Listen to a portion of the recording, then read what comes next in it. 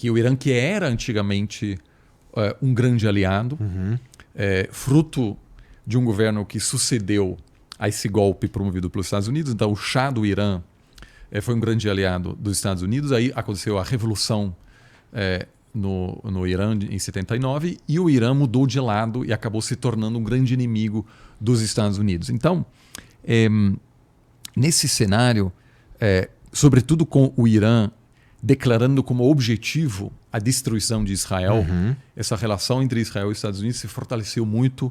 Hoje Israel tem um acesso grande devido ao apoio econômico e bélico dos Estados Unidos, tem as forças armadas mais sofisticadas do Oriente Médio, tem um programa nuclear, possui armas nucleares, não declaradas oficialmente, para se defender dos seus vizinhos. E isso, obviamente, também precisa ser mencionado na hora da gente falar sobre por que o Oriente Médio é tão instável, que a criação do Estado de Israel, em 1948, deixou uma questão fundamental de lado. O que vai acontecer com as pessoas que estavam morando lá antes da criação do Estado de Israel? E aí sempre as pessoas dizem, o que você acha desse assunto? Eu acho que, em muitas questões, ambos os lados têm razão. Ou seja, havia, em função do Holocausto e do antissemitismo, que é muito antigo na Europa, uma preocupação séria dos judeus de que eles não tinham um lugar seguro no mundo. Havia perseguição global contra os judeus e o pior momento disso foi o Holocausto na Alemanha, que levou à morte de 6 milhões de pessoas. Então, a partir desse momento ganhou força o movimento global para que os judeus pudessem ter o seu próprio Estado. Mas, obviamente, essa população, isso levou a numerosas guerras nas décadas seguintes e nunca, de fato, foi resolvida essa questão de como os judeus em Israel e a população palestina que lá estava poderiam viver de maneira não só pacífica, mas de uma maneira que ambos pudessem prosperar economicamente e ter autonomia, seu próprio Estado. O que é o grande objetivo é ter um Estado próspero e autônomo israelense e um Estado próspero e autônomo da Palestina. Só que ambos reivindicam o mesmo território. E a gente não precisa entrar em todos os detalhes, mas houve uma proposta. Eu acho que houve 2 grandes momentos quando aquilo poderia ter dado certo. Foi logo depois da independência de Israel, em 48. Havia uma proposta na mesa que, a princípio, acho que atendeu mais ou menos às demandas dos 2 lados. Aquilo não foi aceito pela população árabe e levou a uma série de guerras que levou ao aumento do território controlado por Israel, que virou um Estado que sempre enfatizou muito sua capacidade militar em função dessa situação de estar sob ameaça permanente. E o segundo momento, eu acho que foi durante os acordos de Oslo, quando lideranças razoavelmente... Não, eu não diria razoavelmente. Lideranças com uma grande visão dos 2 lados chegaram no acordo para encerrar esse conflito. Mas...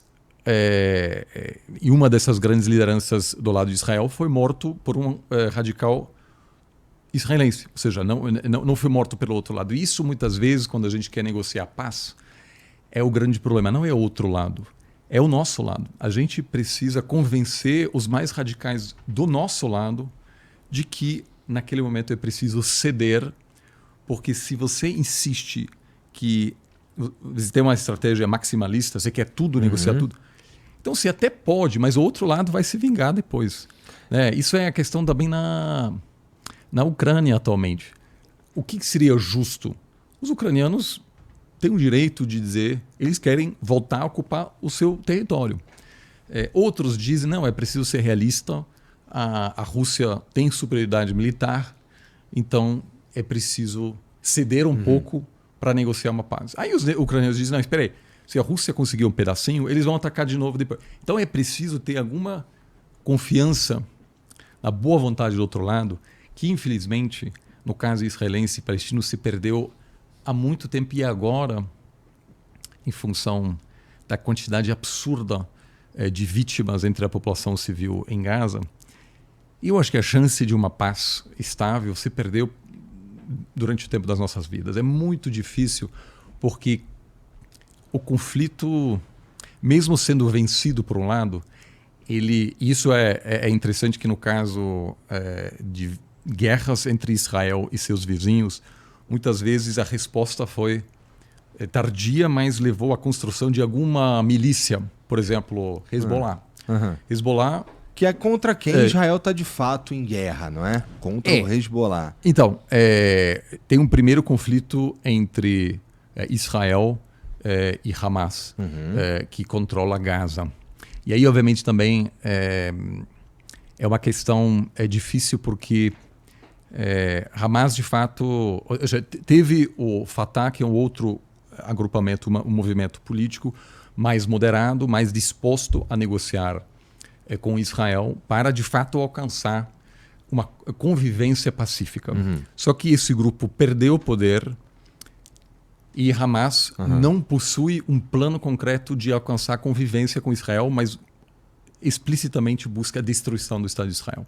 É o que está escrito lá na fundação deles. Isso. Né? Com isso, o lado israelense pode abdicar qualquer tentativa real de negociar, porque o outro lado também não quer.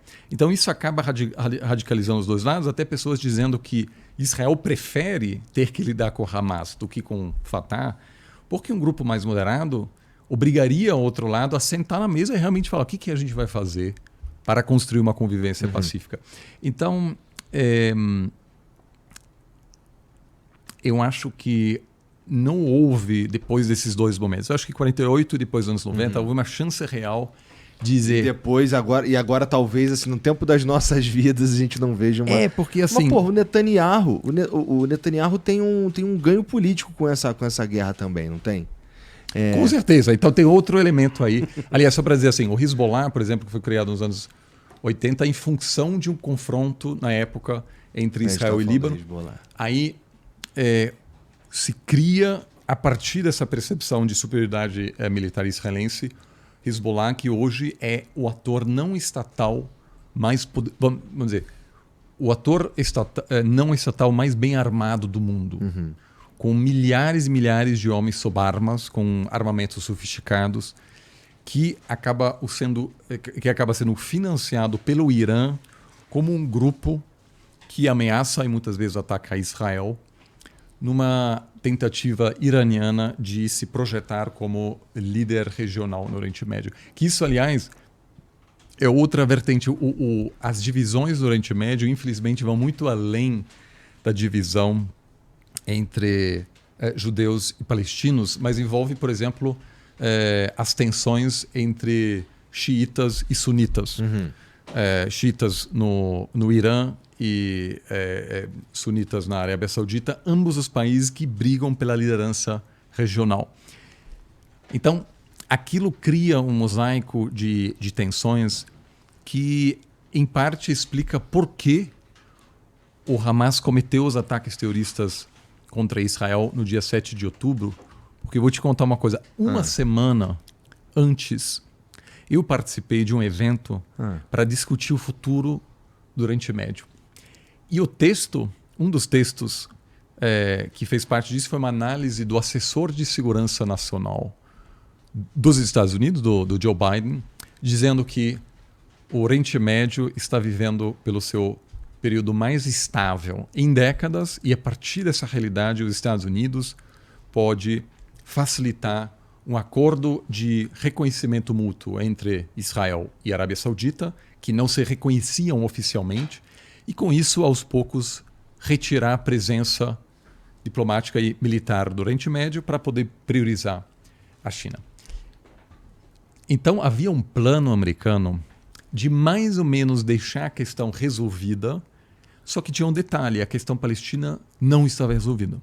Porque Israel, aos poucos, está criando assentamentos, que é uma violação do direito internacional, porque está fora lá da no região... lado leste, né? Na Cisjordânia, sim.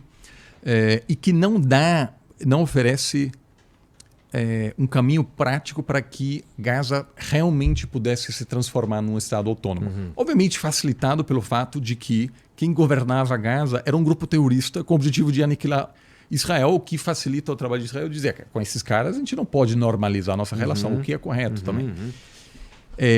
Então, tudo isso... Gaza, assim, os palestinos eles sofrem com a falta de um Estado organizado. Né? E também em função dessa divisão entre Cisjordânia e Gaza, você não tem um território eles não conseguem só pegar um carro e ir dentro do próprio território do próprio... Pois exato. Então, aquilo cria uma situação em que, assim, é claro que alguém de Israel pode facilmente acusar os palestinos e dizer, pô, mas vocês elegeram essa galera de Hamas, então vocês não querem realmente ter um Estado autônomo.